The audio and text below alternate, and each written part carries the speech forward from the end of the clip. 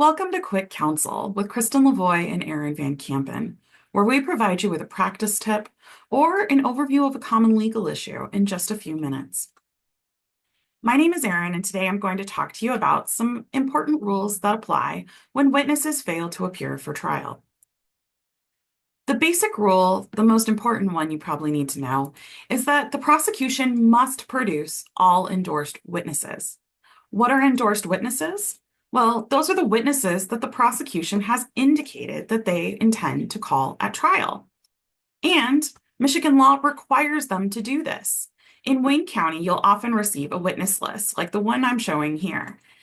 When a witness is endorsed for trial, you'll see an X in the box next to that witness's name. So here, for example, Eric Brown is an endorsed witness, and the government must produce him for trial.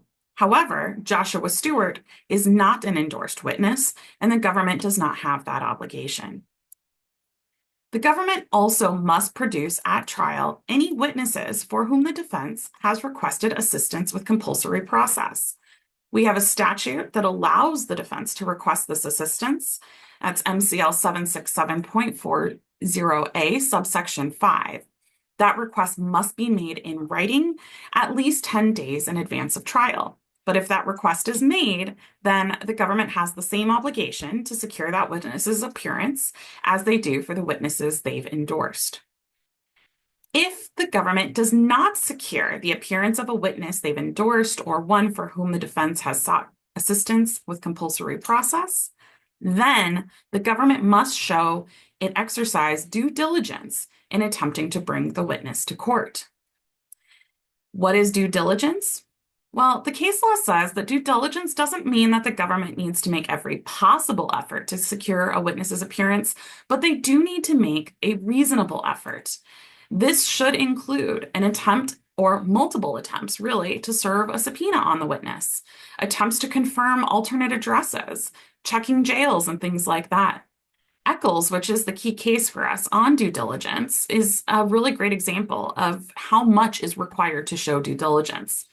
In Eccles, the officer in charge attempted to serve the subpoena numerous times, interviewed witnesses that the officer encountered at the witness's last known address, and also checked local jails, hospitals, and morgues, even called the witness's mother, and made an effort to follow up with out-of-state authorities when they learned that the witness might have left the state. And so that is quite a lot of effort, and that is what the court has found generally is required to establish due diligence. Now, if the government can't establish that it exercised due diligence in securing the witness's appearance, then the defense is entitled to that adverse inference instruction, which is Michigan Criminal Jury Instruction 5.12. And this is the instruction that tells the jury that the government was obligated to produce the witness and that the jury is free to make an adverse inference from the fact that the witness did not appear. Keep in mind that the defense can waive that instruction and the due diligence showing if the defense agrees to waive the witness or excuse the witness who's either been endorsed or who is supposed to be produced under the compulsory process statute. There are some additional implications when a witness doesn't appear for trial that defense counsel should be keeping in mind. If the witness does not appear for trial, it can really impact the admissibility of their hearsay statements. This is because of our client's confrontation rights, as well as some special hearsay exceptions that only apply when witnesses do not appear. Also keep in mind that if hearsay is admitted from someone who has not appeared and testified at trial, their credibility can be attacked and impeached the same as if they actually had testified at trial. Thank you for joining me for another episode of Quick Counsel. If you would like to learn more about these topics and find CLE eligible training videos that cover these topics and more, check out our website at WayneCountyDefenderTraining.com or use the QR code on your screen. See you next time.